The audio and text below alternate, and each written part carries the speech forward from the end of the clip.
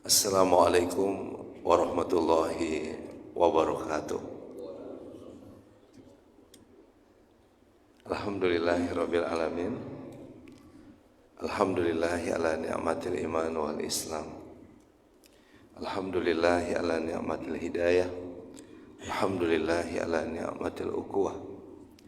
Asyhadu an la ilaha illallah wahdahu la syarikalah wa asyhadu anna Muhammadan abduhu wa rasuluh. Allahumma shalli ala Sayyidina Muhammad wa ala ali Sayyidina Muhammad. Bapak Ibu kaum muslimin dan muslimat, hamba-hamba Allah yang senantiasa dirahmati dan yang diberkahi Allah Subhanahu wa taala. Kembali kita hadirkan rasa syukur yang tak terhingga atas nikmat kesempatan yang Allah berikan kita tinggal di negeri yang kaya raya ini, dan semoga kita juga merasakan kemakmuran dan kesejahteraan bersama. Mudah-mudahan Allah Subhanahu wa taala senantiasa memberikan kesempatan pada kita berbuat baik di tempat yang baik, dan semoga akhir kehidupan kita menjadi akhir yang baik yang disebut dengan husnul khotimah. Tidak lupa salawat kita buat Nabi tercinta, Nabi besar Muhammad sallallahu alaihi wasallam, dengan mengucapkan Allahumma sholli ala Sayyidina Muhammad wa ala ali Sayyidina Muhammad. Pertama saya mendoakan semoga seluruh jemaah salat zuhur yang insyaallah sebentar lagi kita laksanakan diberikan nikmat sehat. Allahumma afina fi badanina, Allahumma afina fi sam'ina, Allahumma afina fi wasalina. Dan kita pun dianjurkan untuk berdoa agar jauh dari kekufuran dan kefakiran. Allahumma inna a'udzubika minal kufri wal faqr.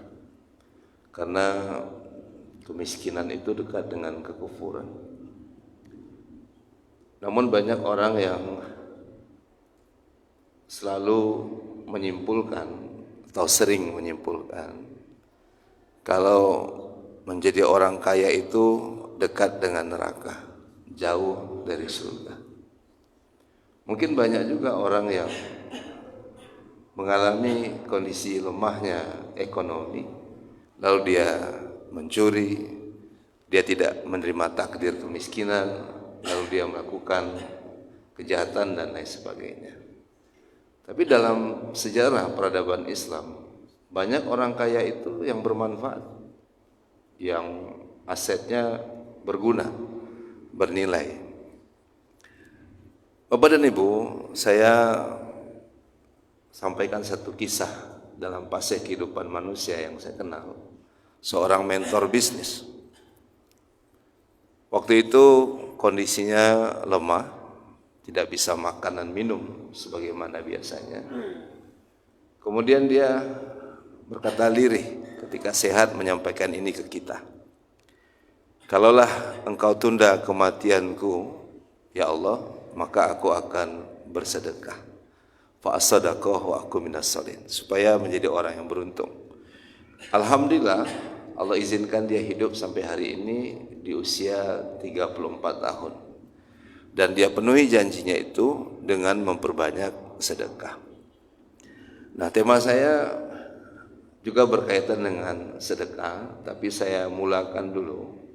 Apa kunci rezeki saat krisis ekonomi, Pak?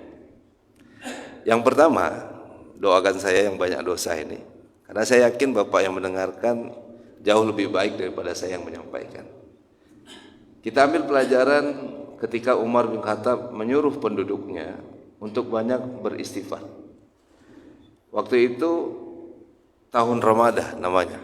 Banyak yang gagal panen, ya, paceklik, ya, curah hujan tidak ada waktu itu. Maka Umar menyuruh penduduk negeri itu banyak beristighfar. Nah, istighfar itu kunci pembuka rezeki. Kita bertobat, astagfirullah wa atubu ilaih.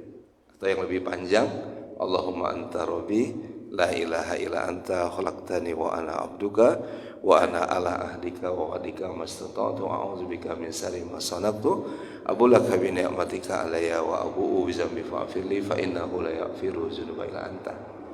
Jawabannya jelas Pak dalam Al-Quran kan. Hujan yang turun itu juga karena istighfar kita. Yursilis sama alaikum. Yang sebelumnya fakultus takbirun rabbakum innahu kana ghafaro. Kita istighfar. Karena dosa itu penghalang rezeki kita Pak. Ya. Makanya kalau hari ini sempit rezekinya, kita evaluasi maksiat dosa yang kita lakukan selama ini. Yang kedua, kunci rezeki di saat krisis ekonomi, Umar melakukan fokus pada penyerahan diri kepada Allah. Jadi kalau saya menyebutkan PD itu adalah percaya diri, tapi perlu kita tambahkan namanya percaya dia, yaitu percaya Allah Subhanahu wa taala. Jadi kalau Allah menciptakan bumi dan langit ini, pasti semua makhluknya ada rezekinya sebelum dia meninggalkan dunia ini. Maka kita banyak-banyak saja bertawakal seperti burung yang terbang, sebagai hewan-hewan yang lainnya, bahkan semut ya, yang tetap mendapatkan rezekinya. Dan innallaha yuhibbul mutawakkilin. Allah mencintai orang yang bertawakal. Tapi banyak orang bertawakal hari ini pada asbabnya Pak. Dia tinggalkan sholat subuhnya, lalu dia bersemangat jualan di pasar. Nah, itu kesyirikan dalam bentuk yang lainnya. Tapi ada orang sholat subuh juga, tapi dia nggak ke sawah, nggak ke ladang, nggak melaut menjadi nelayan. Itu kesalahan juga. Nah, Islam itu agama yang sangat mulia. Ibadahnya dikerjakan, ikhtiarnya disempurnakan. Maka selain istighfar, kita bertawakal, kemudian kita mudah-mudahan menjadi orang bertakwa. Nah, instrumennya apa? Ini yang barangkali perlu kita bincangkan. Cuman waktu yang 15 menit ini kan terbatas untuk kita berdiskusi Pak. Saya yakin Pak, kalau zakat dikelola dengan baik, di sini ada Basnas. Kemudian pemerintah membuat Badan Wakaf Indonesia. Instrumennya namanya wakaf. Jadi kalau ayat yang sering didengar, lan tanalul birra hatta tunfiqu mimma tuhibbun, kamu tidak akan sampai pada kebaikan yang sempurna sebelum engkau menyedekahkan, menginfakkan apa yang kau cintai. Jadi kebaikan sempurna itu bukan rumah yang kita usahakan seperti istana di muka bumi ini. Tapi kebaikan yang sempurna itu apa-apa yang menjadi aset kita hari ini, kemudian kita bisa wakafkan agar nanti pahalanya terus mengalir. Saya bukan pesimis Pak. Kalau dibandingkan dosa saya dengan pahala saya, boleh jadi ketika masuk di alam barzah itu lebih berat dosanya daripada pahalanya. Ya. Tapi kalau instrumen keuangan yang disebut wakaf ini yang lebih hebat dari zakat, itu akan mengalir pada kita. Jadi ada zakat, ada wakaf.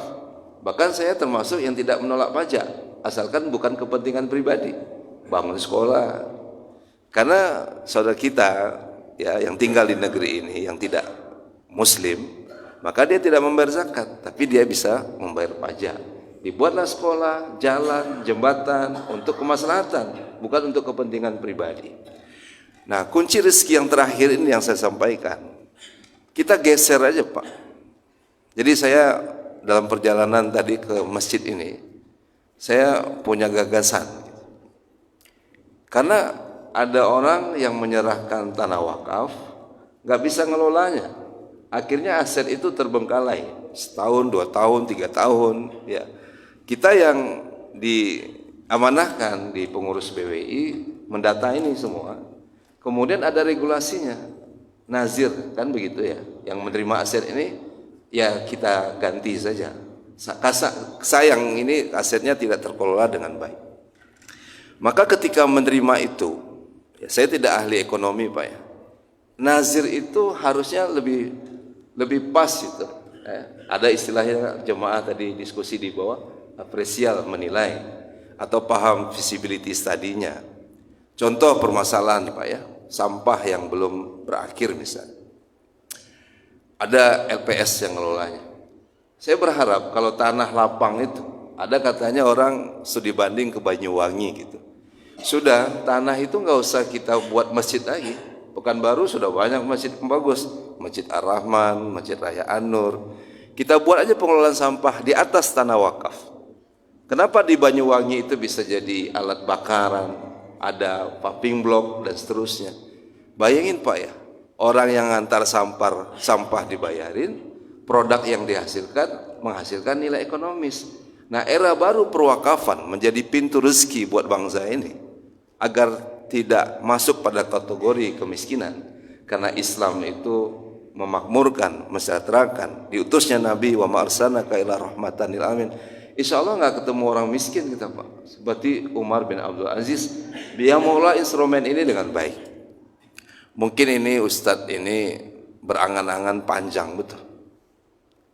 Saya senang dan sudah lama nggak ke Masjid Ar-Rahman, Pak.